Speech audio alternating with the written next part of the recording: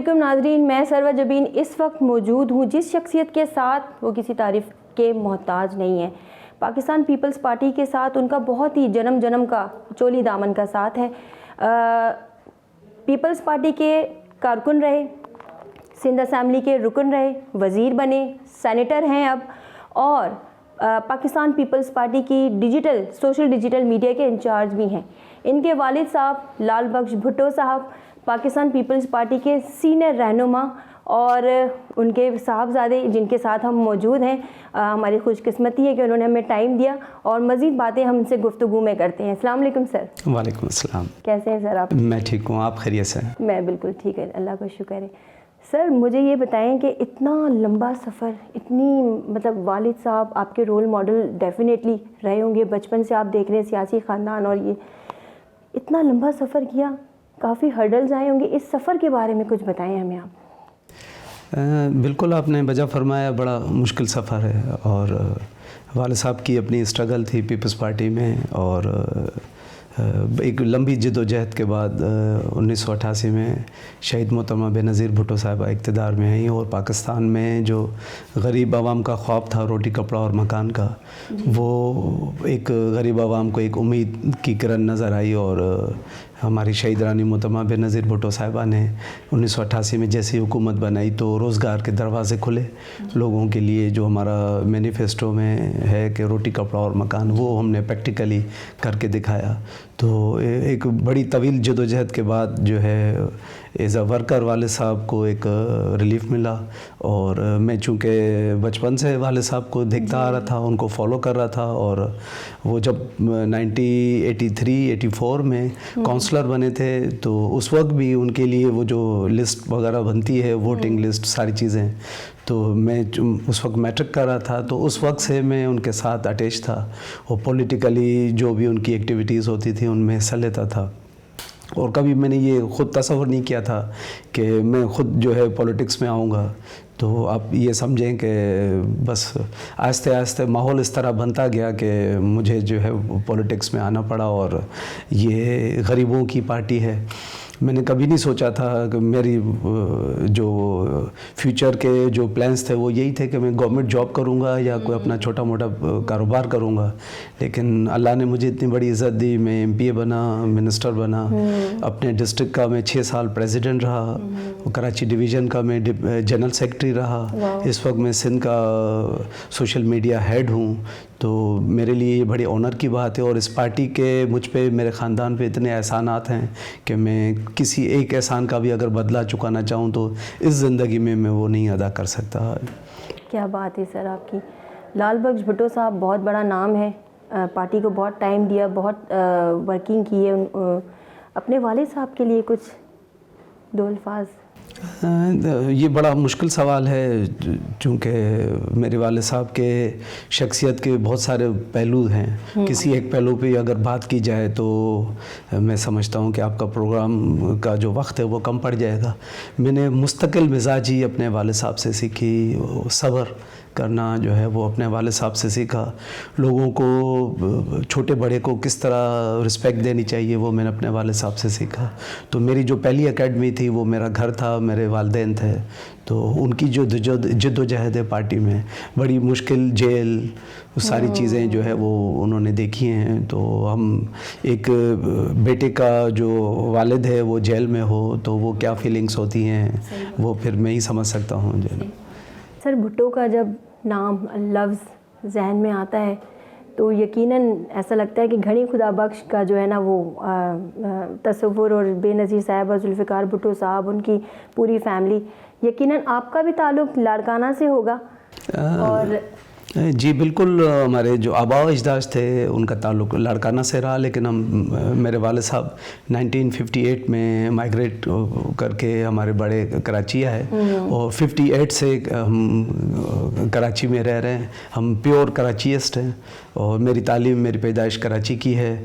वाले साहब ने कराची में ही सियासत का आगाज़ किया, और मेरी भी जो सियासी एक्टिविटीज़ या जो सफ़र है, सियासी सफ़र, वो कराची से ही है। अच्छा सर, कुछ अपने बचपन की यादें, बातें, गांव भी तो जाते होंगे ना अपने वहाँ पर एंसेस्टर्स के इसमें, तो कुछ अपने बचपन के बारे में बताएं कि बचपन में नदीम भुट्टो साहब कैसे थे। अभी तो हमें पता है बहुत अच्छे हैं, आपकी स्वीट सी स्माइल है, गुस्से में भी जो है ना लगता नहीं कि आप गुस्से में तो कुछ बचपन का कुछ यादें, कुछ ऐसा कुछ वाकया हमें अगर शेयर करें। जी, बचपन में बस थोड़े से शरारती होते थे और बस स्पोर्ट्स एक्टिविटी रहती थी। कभी भी सोचा नहीं था कि इस तरह वाले साहब को मैं उनके साथ जो है पॉलिटिक्स में आऊँगा और उनको रिप्रेजेंट करूँगा। तो बस ये सब एक प्लान इंसान की होता है, एक प्लान अल्लाह का होता है। तो होता वो ये है जो अल्लाह करीम ने आपके लिए सोचा होता है। तो मैं तो एमफिल का स्टूडेंट था, मैं तो पीएचडी करने जा रहा था। मैंने कभी तसव्वुर नहीं किया था कि मैं इस तरह पॉलिटिक्स में आऊँगा। शायद अल्लाह ने मुझसे काम लेने थे, लोगों की खिदमत करनी थी। जो शहीद जुल्फ़िकार अली भुट्टो का मिशन था, जो शहीद रानी मोहतरमा बेनज़ीर भुट्टो का विज़न था कि आवाम की खिदमत करना, और हम चूँकि आवाम से हैं और मेरा ताल्लुक़, मुझे फ़ख्र है कि मेरा ताल्लुक़ लोअर मिडिल क्लास से है और मुझे अपनी क्लास पे फ़ख्र है। और जब अल्लाह ने मुझे मौका दिया, मैंने अपने वाले साहब को फॉलो करते हुए गरीबों की खिदमत की, उनके लिए डेवलपमेंट प्रोग्राम स्टार्ट कराए, उनके चाहे रोज़गार के मामलात हों, मैंने जॉब्स दी जब मैं एमपीए था, मिनिस्टर था। तो मुझे फ़ख्र है, जितना भी मेरा सफ़र है अल्हम्दुलिल्लाह मेरे किरदार पे, ज़मीर पे कोई दाग नहीं है। सर ये एक बहुत बड़ी बात है। अच्छा नदीम साहब, कितने बहन भाई हैं, वो क्या करते हैं? अच्छा, सियासत में सिर्फ आप ही है, बाकी बहन भाई नहीं है, क्यों? हम 6 बहन भाई हैं, 4 भाई हैं और 2 बहनें हैं। और सियासत में किसी का भी इरादा नहीं था आने का। मेरे जो बड़े भाई थे उनका इंतकाल हो चुका है तकरीबन 5 साल पहले। तो वो थोड़ा सा पॉलिटिकल एक सोच रखते थे, मतलब वो लिटरेचर से वो मोहब्बत करने वाले थे और तारीख़ और जोग्राफ़ी को पसंद करते थे। तो उनमें थोड़ी बहुत मतलब पॉलिटिक्स से लगाव का अंसर मौजूद था। मैं तो एक स्पोर्ट्समैन था और मैंने कभी नहीं सोचा था कि मैं इस तरह सियासत में आऊँगा। तो बस ये कोई मतलब प्री प्लान कोई वो फैसला नहीं था, बस सब कुछ अचानक से हुआ और मुझे अल्लाह ने मौका दिया। मैंने अपने वाले साहब की जगह उनकी कॉन्स्टिट्यूंसी से पार्टिसिपेट किया और मैं एमपीए बना। और इत्तफाक से मेरी कॉन्स्टिट्यूंसी का नंबर भी 90 था और मेरे मुकाबले में मेरा मुकाबला एमक्यूएम से था। तो फिर असेंबली में उनके साथ जो है सारे हमारे कोलीग थे, तो बड़ा एक अच्छा माहौल रहा। 90 देखिए ना सर, स्पोर्ट्समैन स्पिरिट था ना आपके अंदर, एक जज्बा था। तो स्पोर्ट्समैन नहीं बन सके तो आप एक अच्छे पॉलिटिशियन बन गए। अच्छा सर, मुझे ये बताएं, सेनेट में एज अ सेनेटर जब आप खड़े होते हैं, आप बात करते हैं, स्पीच देते हैं, पाकिस्तान पीपल्स पार्टी को आप रिप्रेजेंट करते हैं, सिंध गवर्नमेंट की बात करते हैं, मेन आपका क्या इशू, क्या आपके जहन में होता है कि मैंने इस टॉपिक पे बात करनी है? देखें, सेनेट जो है वो हाउस ऑफ फेडरेशन है। मैं फेडरेशन का नुमाइंदा हूँ। जब मैं वहाँ खड़ा होता हूँ, मैं न सिर्फ अपने शहर कराची के लिए बात करता हूँ, अपने सूबे के लिए, बल्कि ये पूरा पाकिस्तान, ये चारों सूबों मेरे हैं। मुझे उनकी नुमाइंदगी भी करनी है और उनके जो जेन्युइन इशूज़ हैं उस फोरम पे एड्रेस करने हैं। तो मैंने बलूचिस्तान पे सबसे ज़्यादा बात की है, खैबर पख्तूनख्वा के इशूज़ पे बात की है मैंने, क्लाइमेट चेंज के हवाले से जो इस साल जो नुकसानात हुए हैं बारिशों की वजह से, तूफ़ानी बारिशें हैं और अर्बन फ्लडिंग, इन सारी चीज़ों पे इनको काफ़ी एड्रेस किया है। हमारे जो मिनरल्स हैं इन पे काफ़ी मैंने बात की है। जो भी जिस इशू का ताल्लुक बराह रास्त गरीब उसकी गुर्बत से है, उसकी बेरोज़गारी से, उन सब इशूज़ को मैंने एड्रेस किया है सेनेट में। अच्छा नदीम साहब, मुझे ये बताएं, स्कूलिंग कहाँ से की, कॉलेज कहाँ से आपने तालीम हासिल की, और कोई यादगार वाक़या बताएं स्कूल का या कॉलेज का? मेरा जो पहला स्कूल था वो साइट मॉडल स्कूल था, जहाँ मेरी रिहाइश थी। क्लास 6 तक मैं साइट मॉडल से मैंने पढ़ा। उसके बाद मेरे कुछ दोस्त जो है मूव कर गए। फेडरल इंग्लिश स्कूल गोलीमार चौरंगी पे वो था, तो मैंने फिर उन दोस्तों के साथ मैट्रिक वहाँ से किया। फिर मैंने ग्रेजुएशन की इस्लामिया कॉलेज से। उसके बाद फिर कराची यूनिवर्सिटी से मैंने जो है वो मास्टर्स किया और उसके बाद मैं एमफिल की क्लासेस ले रहा था। मेरा एक कोर्स वर्क कंप्लीट था, मुझे साइनॉप्सिस सबमिट करने थे, तो इलेक्शंस आ गए अचानक से। मेरी फिर वो जो तालीमी सफ़र था वो रुक गया और फिर मैं पॉलिटिक्स की तरफ आया जो है। अच्छा नदीम साहब, माशाल्लाह शादी कब हुई, कितने बच्चे हैं, क्या कर रहे हैं? शादी मेरी 2005 में हुई और मेरे 5 बच्चे हैं, 4 बेटे हैं, 1 बेटी है और पाँचों के पाँचों ब्रिलियंट हैं स्टडीज़ में, स्कूल की अदर एक्टिविटीज़ में। तो हमेशा कोई ना कोई प्राइज़, कोई सर्टिफिकेट लेके आते हैं। और नदीम साहब, आपकी जो वाइफ है, ज़ाहिर सी बात है इतनी रिस्पॉन्सिबिलिटीज़ आपके ऊपर हैं, आपने एक सियासत और इस सफ़र को, इन तमाम चीज़ों को भी देखना है, हैंडल करना है, बाहर की तमाम एक्टिविटीज़ को देखना है। तो भाभी जो है आपकी वाइफ जो है बेगम साहिबा, वो नाराज़ नहीं होती? उनको टाइम दे पाते? जितना टाइम उनको देना चाहिए मैं नहीं दे पाता। और मेरी जो मिसेज़ हैं, आइडियल मिसेज़ हैं, मुझसे बड़ा कोऑपरेट करती हैं। ख़ास तौर पर मेरे बच्चों की तालीम और तरबियत के हवाले से वो बिल्कुल भी कंप्रोमाइज़ नहीं हैं और मुझे काफ़ी उनकी सपोर्ट रहती है मोरली, और मतलब मेरे तमाम जो मामलात में मुझे बड़ा सपोर्ट करती हैं। तो मेरी एक अच्छी, एक सक्सेसफुल लाइफ में उनके साथ गुजार रहा हूँ। बिल्कुल, एक सक्सेसफुल मर्द के पीछे जो है वो औरत का हाथ होता है, चाहे वो माँ का रूप हो, बहन का रूप हो, बीवी का रूप हो या बेटी का रूप हो। तो ये तो बात सच है। सर, पाकिस्तान पीपल्स पार्टी, बेनज़ीर भुट्टो साहिबा, शहीद रानी, हम लेडीज़ की जो है वो तो रोल मॉडल हैं। ज़ाहिर सी बात है जो जेंट्स हैं उनकी भी रोल मॉडल हैं। अच्छा, मुझे ये बताएं, कभी मुलाकात हुई उनसे? अगर मुलाकात हुई तो कोई वाक़या ऐसा, कोई नाकाबिले फरामोश या या कहते हैं ना, क्या कहते हैं, मेरे यादगार वाक़या, ऐसी कोई बात शेयर करना चाहेंगे? जी बिल्कुल, मेरी मुलाकात हुई और वो सिर्फ पाकिस्तान की ख़वातीन के लिए रोल मॉडल नहीं थी, वो हर उस गरीब की जिसकी छत टपकती है उनकी वो रोल मॉडल थी। और उन्होंने अपनी जान इस मुल्क के लिए, इस आवाम के लिए दी। जब वो एग्ज़ाइल से वापस आ रही थी दुबई से, तो उनकी जो आखिरी तकरीर प्रेस स्टॉक थी उसमें उन्होंने कहा था कि किसी सहाफ़ी ने उनसे सवाल किया था कि आप बीबी पाकिस्तान जा रही हैं, आपकी जान को ख़तरात हैं। तो उन्होंने कहा था, मुझे पता है मेरी जान को ख़तरात हैं, लेकिन मेरा मुल्क मुझे पुकार रहा है, मैं सवात में पाकिस्तान का झंडा लहराना चाहती हूँ। तो उनका ये विजन था, उनको पता होते हुए भी कि मैं जाऊँगी और शहीद कर दी जाऊँगी, फिर भी वो अपने आवाम के लिए, अपने मुल्क के लिए पाकिस्तान आई। तो मेरी जो उनसे मुलाकात थी वो भी बड़ी, आप समझ लें कि मतलब इस सिचुएशन में हुई, वो नॉर्मल सिचुएशन नहीं थी। 1990 का वो था, टाइम था और यहाँ सिंध में जाम सादिक अली की गवर्नमेंट थी, सेनेट इलेक्शंस आ रहे थे। तो पीपल्स पार्टी के तकरीबन 7 MPs को घरों से जो है वो पुलिस गर्दी के ज़रिए उनको अरेस्ट किया गया। अच्छा। तो वाले साहब भी उनमें थे और जो उनकी पार्टी लीडरशिप की तरफ से हमें हिदायत थी कि भाई आप कोर्ट जाएं, और एक यही रास्ता था हमारे पास, क्योंकि उस वक्त बड़ा एक जबर का दौर था। तो हाई कोर्ट में मैंने पिटीशन फाइल की थी उस वक्त के चीफ जस्टिस के, वो चीफ मिनिस्टर के ख़िलाफ़। तो फिर ये हुआ कि जो पुलिस के कुछ लोग थे उन्होंने मुझे मतलब अगवा करने की कोशिश की। अच्छा। हाई कोर्ट से। फिर पार्टी लीडरशिप को पता चला को कुछ 1-2 और MPs की फैमिलीज़ के साथ भी ये हुआ। तो मुझे बीबी ने का हुक्म था कि आप अपने कपड़े शपड़े लेके सारे आप बिलावल हाउस आके शिफ्ट हो जाएं जब तक ये मामला ना हो।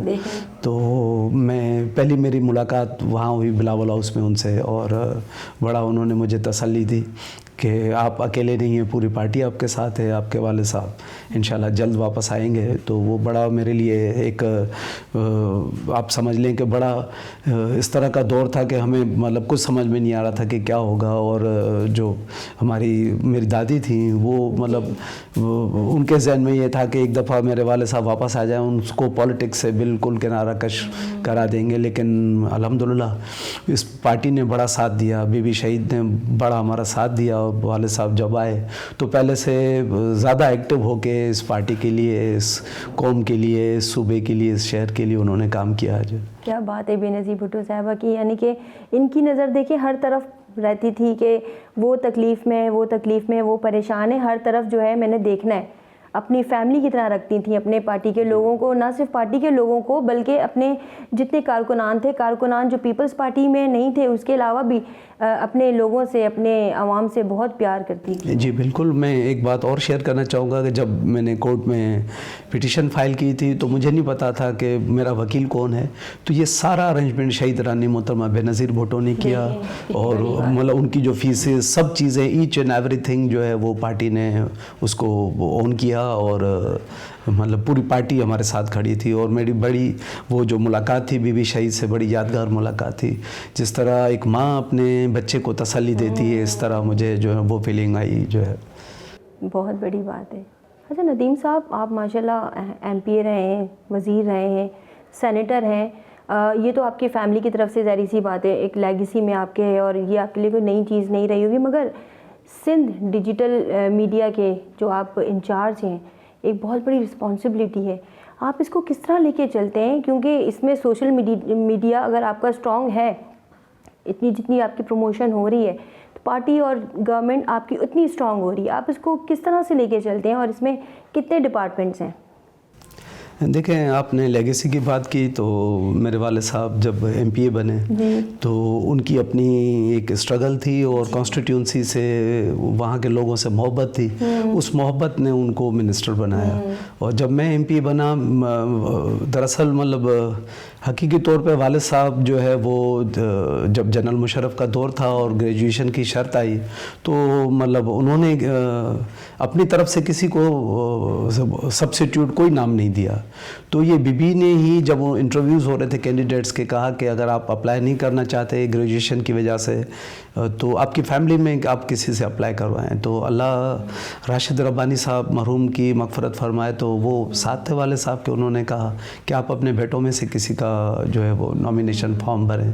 तो ये बीबी के कहने पे वाले साहब ने फिर मुझे जो है वो मेरा नाम जो है वो दिया और मैं जब एमपीए बना, मुझे टिकट मिला, इलेक्शन हुआ, तो मैं जो मिनिस्टर बना तो बिना किसी लॉबिंग के, कोई लॉबिंग नहीं, कुछ भी नहीं, जो है ये गरीबों की पार्टी है। मैंने कभी नहीं सोचा था कि मेरी पार्टी में मेरे साथ जो मेरे कुलीग थे, बिलियनियर्स, ट्रिलियनियर्स, बड़े बड़े जागीरदार, और तो इस जेंट्री में मुझे पार्टी ने, मैं शुक्रगुजार हूँ आज भी अपने कायदीन का, ख़ास तौर पर मोहतरम आसिफ अली ज़रदारी साहब का, कि उन्होंने मुझे चूज़ किया और उन्होंने मुझे मिनिस्टर बनाया। उसके बाद फिर मैं सेनेट के हवाले से बात करना चाहूँगा कि सेनेट के लिए भी मेरी स्ट्रगल थी।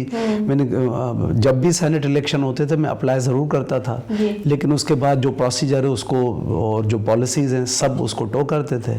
तो मैंने कभी तसव्वुर नहीं किया था कि मैं कभी सेनेटर बनूंगा। मेरा ख्वाब था और हर सियासतदान का ख्वाब होता है कि एमपीए के बाद बंदा नेशनल असेंबली में जाए, एमएनए बने। तो सेनेट चूँकि अपर हाउस है तो मैंने कभी नहीं सोचा था कि मैं इतने बड़े फोरम पे जाके अपने सूबे की, अपने मुल्क की नुमाइंदगी करूँगा। तो बस ये भी मैं चेयरमैन बिलावल भुट्टो ज़रदारी साहब का शुक्रगुजार रहूँगा पूरी ज़िंदगी कि जो मेरा नाम था ये उनकी चॉइस थी, उन्होंने कुछ सोच के मुझे सेनेटर बनाया। और जहाँ तक आपके सवाल का आखिरी पार्ट है सोशल मीडिया का, तो सोशल मीडिया एक इम्पोर्टेंट टूल है, चूँकि वक्त के साथ जो है वो सोसाइटी में चेंज आ रहे हैं। पहले अखबारात लोग शौक़ से पढ़ते थे, अखबारात को रिप्रेजेंट किया टेलीविज़न, इलेक्ट्रॉनिक मीडिया ने। पहले एक पीटीवी होता था, मुख्तलिफ 50+ जो है वो न्यूज़ चैनल से हमारे पास। तो आहिस्ते आहिस्ते लोग अब सोशल मीडिया पे शिफ्ट होते गए।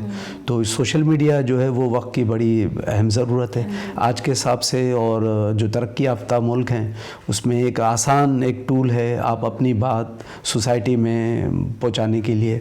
तो पीपल्स पार्टी ग्राउंड पे तो बड़ी स्ट्रांग है, कश्मीर से लेके केटी बंदर तक। और पीपल्स पार्टी के जो वर्कर्स हैं वो भी सोशल मीडिया इस्तेमाल करते थे। तो चेयरमैन बिलावल भुट्टो ज़रदारी साहब का ये विज़न था कि एक सोशल मीडिया विंग होना चाहिए पीपल्स पार्टी में बाज़ाब्ता। तो शर्जील इनाम मेमन साहब जो है वो हमारे पाकिस्तान के हेड हैं, मैं सूबा सिंध का हेड हूँ। और अल्हम्दुलिल्लाह हमने जो 2023 में इलेक्शंस हुए उसकी भरपूर कैंपेन हमने सोशल मीडिया के ज़रिए चलाई। और हालांकि हमारी जो पार्टी है गरीबों की पार्टी है, तो एंड्रॉयड फ़ोन तो दूर की बात है, हमारे जो वर्कर्स हैं जो जेन्युइन रूरल एरियाज़ में उनके पास तो वो टच मोबाइल भी नहीं है। फिर भी जो शहरों में हमारे वर्कर्स हैं उन्होंने सोशल मीडिया में अपना भरपूर किरदार अदा किया है। और अब आस्ते आस्ते हम पाकिस्तान की सबसे बड़ी सोशल मीडिया जो है वो ऑर्गेनाइजेशन के तौर पे जाने जा रहे हैं।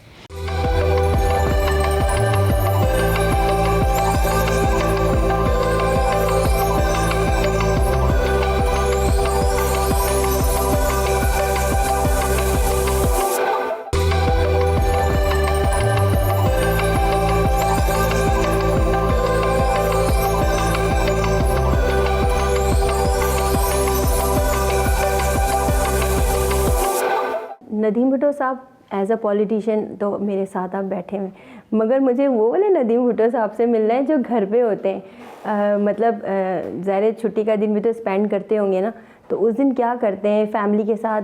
कुकिंग वगैरह शौक़ है, मौसीकी का शौक़ है, और वाइफ के साथ हाथ बटाते हैं, बच्चों के साथ कहीं बाहर घूमने फिरने जाते हैं? इतने सारे सवालात कर लिए मैंने। देखिए, मेरा एक ही चेहरा है। जो मैं बाहर पब्लिक में होता हूँ मैं घर में भी उसी तरह ही रहता हूँ। और मैं अपने बच्चों के साथ फ्रेंडली हूँ और मुझे अपनी फैमिली के साथ ट्रैवल करना अच्छा लगता है, मार्केट विंडो शॉपिंग करना अच्छा लगता है। और मैं भरपूर टाइम अगर फ्री होता हूँ तो अपनी फैमिली को भरपूर टाइम देता हूँ। और जहाँ तक आपने कुकिंग की बात की, तो कुकिंग में किसी कॉलेज लाइफ में कोई चाय शाय बना लेते थे, और उसके बाद ये जो सब्जेक्ट है मेरी मिसेस का है, और माशाल्लाह वो बहुत अच्छी कुक है, और वो इंटरनेशनल लोकल देसी सारे खाने वो बना लेती है, बहुत अच्छा खाना बनाती हैं। आप क्या मतलब खाने में पसंद करते हैं? आपकी फेवरेट डिश क्या है? मेरी फेवरेट डिश तो भिंडी है, दाल चावल और सादा सिंपल ग़िज़ाएँ जो है मुझे अच्छी लगती है। मछली तो आसिफ अली जरदारी साहब की भी फेवरेट है। आपकी भी फेवरेट ये इत्तेफाक है। मेरी भी फेवरेट है। सर, मौसीकी रूह की ग़िज़ाएँ, ऐसा तो हो नहीं सकता कि एक बोरिंग से बोरिंग आदमी भी म्यूज़िक ना सुने। वो भी हल्का फुल्का जो है ना गुनगुनाता है, कुछ म्यूज़िक सुनता है, क्योंकि जब आप इससे थोड़ा सा आप रिलैक्स हो जाते हैं, सारा दिन काम करते हैं। तो कौन सा आपको मौसीकार या कौन से आर्टिस्ट या कौन सा सिंगर आपको पसंद है जिसको आप सुनना पसंद करते हो, जब आप फील करते हो कि हमें रिलैक्स होना है, थोड़ा सा सुनूँ मैं?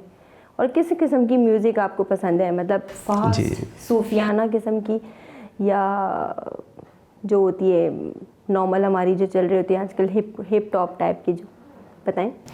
देखिए, म्यूज़िक कॉलेज लाइफ तक, यूनिवर्सिटी लाइफ तक तो मुझे बड़ी पसंद थी और बड़ा क्रेज़ भी था।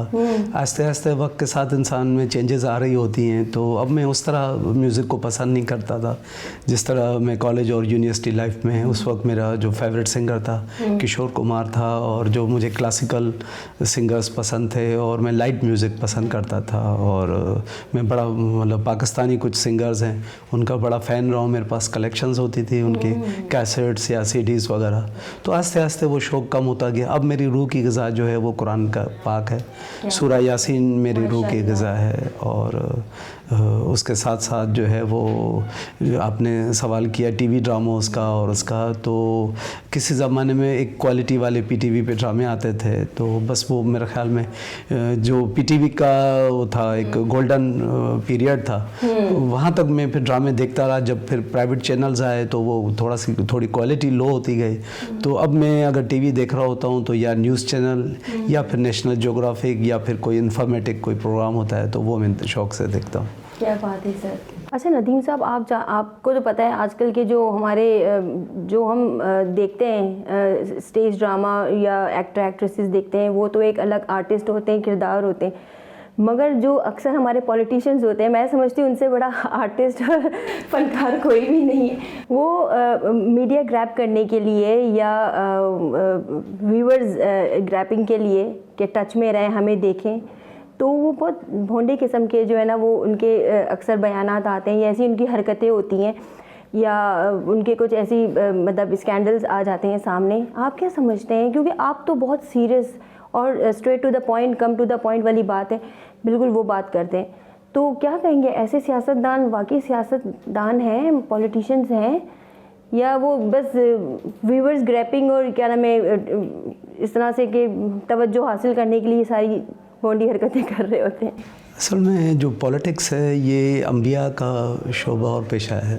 पॉलिटिक्स का नाम ही खिदमत है, और बदकिस्मती के साथ हमारे मुल्क में सियासत को इतना ख़राब किया गया कि एक किस्म की गाली बन गई, और सियासत मतलब झूठ जो है वो।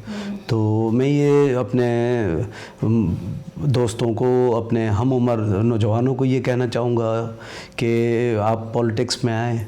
किसी फ़िलासफ़र का एक कॉल है कि जब अच्छे लोग पॉलिटिक्स से दूर होते जाएंगे तो उनको रिप्रेजेंट माशरे के बदतरीन लोग करेंगे।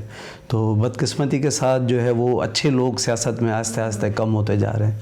आपने जिस पॉइंट की तरफ इशारा किया, तो बदकिस्मती के साथ मुख्तलिफ पॉलिटिकल पार्टीज़ में ऐसे लोग आए जो जिनकी ये ख्वाहिश रही कि हम किसी तरह नेगेटिव वे में, पॉजिटिव वे में, हम हर वक्त हम कैमरा में इन रहें, हम सुर्खियों में रहें। तो मैं इन सारी चीज़ों को पसंद नहीं करता, और ना ही पाकिस्तानी कौम जो है वो इस किस्म की चीज़ों को पसंद करती है, न करेगी। जो पाकिस्तानी आवाम जो है एक बाज़ोक और संजीदा किस्म के सोच रखने वाली वो कौम है, और हरगिज़ भी इस तरह के सियासतदान इस कौम को रिप्रेजेंट नहीं कर सकते। और मैं ये चाहता हूँ, और मेरा ये एम भी है और वो भी है कि आपको अल्लाह ने अगर मौका दिया है तो उस वक्त को, उस टाइम को आप ज़ाया ना करें। आपका हर वक्त, हर लम्हा जो है वो शहर की बेहतरी के लिए, सूबे की बेहतरी के लिए, मुल्क की बेहतरी के लिए,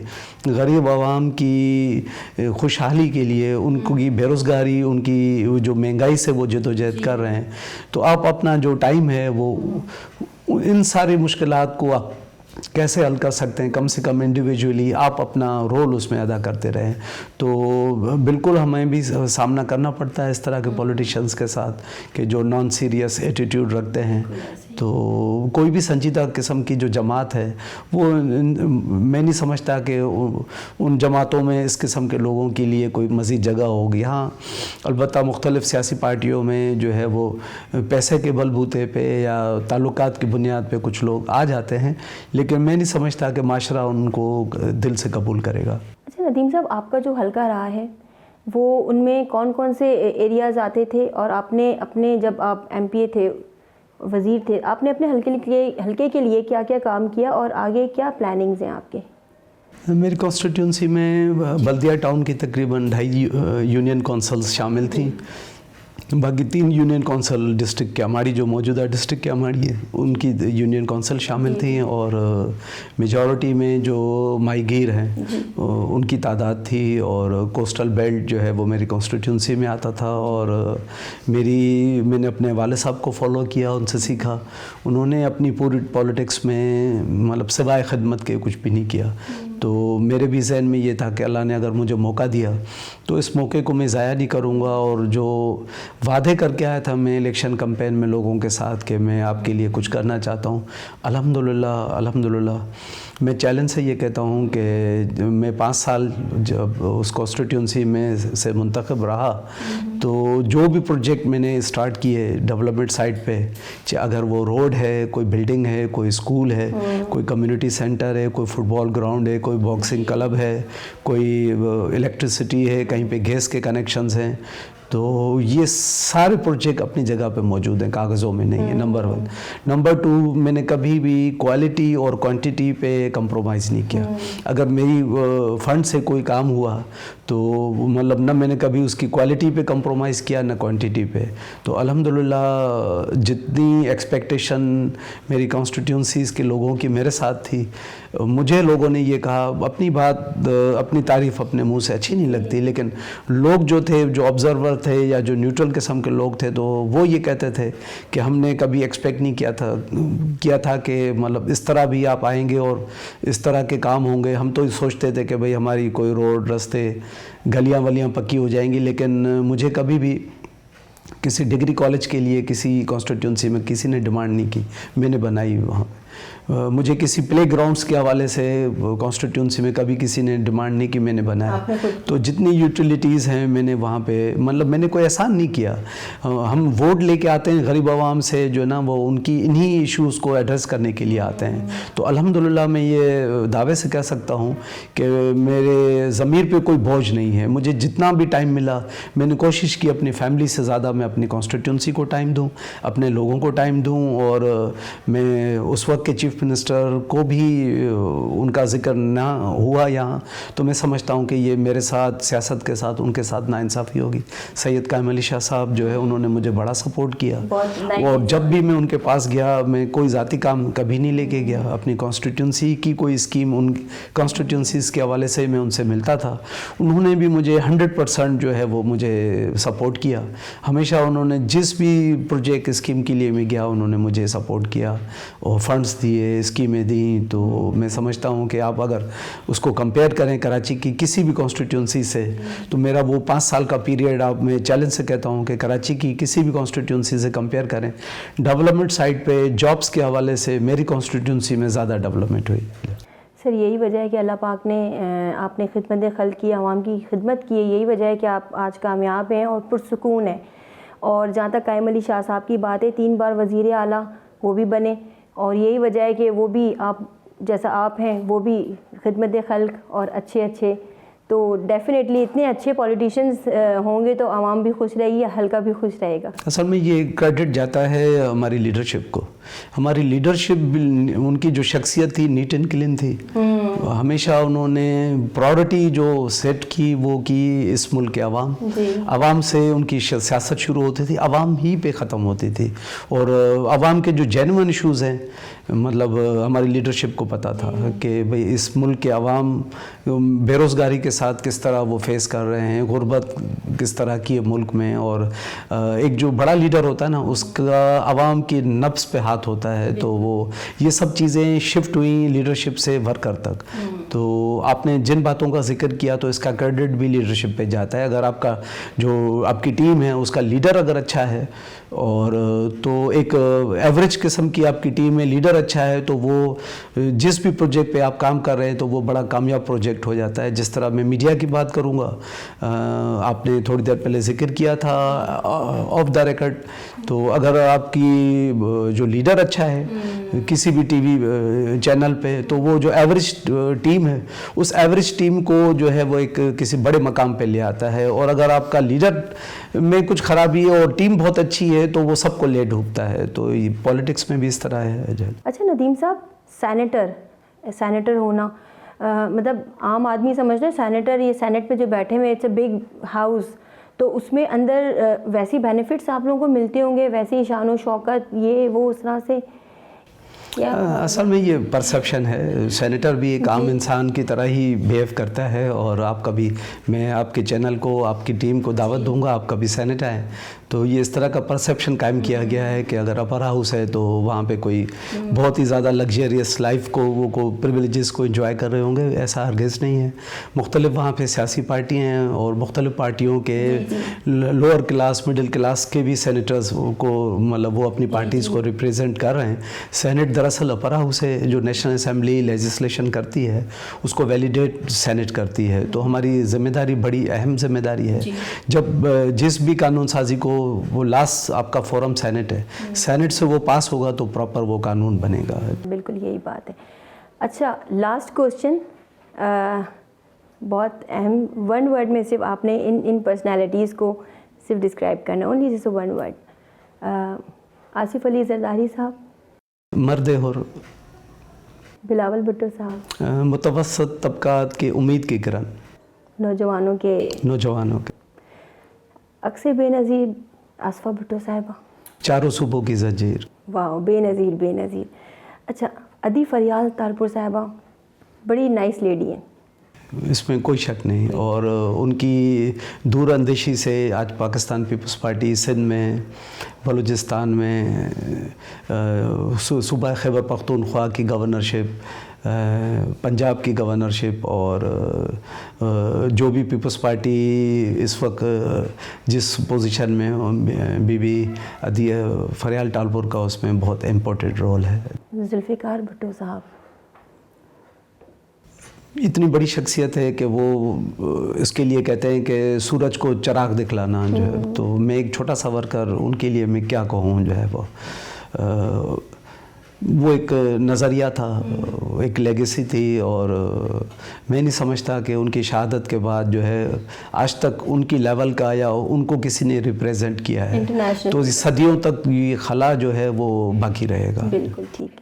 अच्छा, शर्जील इनाम मेमन साहब बहुत ही नाइस वज़ीर हैं, आप कैसे इनको देखते हैं? शर्जील साहब बहुत नाइस मैंने उनको कभी भी लाइफ में रेस्ट करते हुए चिल करते हुए नहीं देखा। बहुत हार्ड वर्कर हैं, बहुत हार्ड वर्कर हैं। मुझसे उम्र में वो छोटे हैं लेकिन मैंने कभी भी उनको रिलैक्स करते हुए नहीं देखा। हर वक्त वो अपनी मिनिस्ट्री के हवाले से, इस सूबे के हवाले से, इस सूबे के आवाम के हवाले से उनके पास बहुत सारे आइडियाज़ हैं, बड़े प्रोजेक्ट्स हैं। वो हमेशा इसी कोशिश में होते हैं कि अल्लाह ने जो हमें मौका दिया है इस मौके का ज़्यादा से ज़्यादा आम आवाम को हो।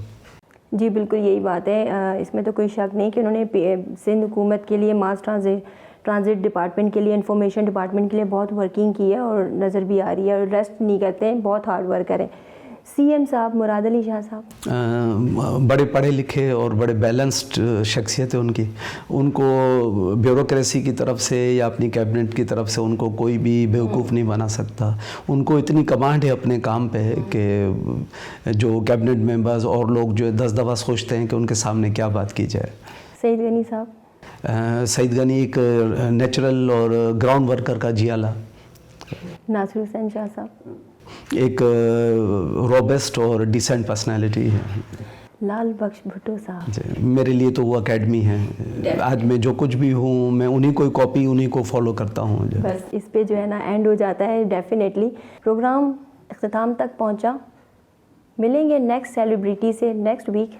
तब तक सरवजबीन को इजाज़त दीजिए। अल्लाह हाफिज़।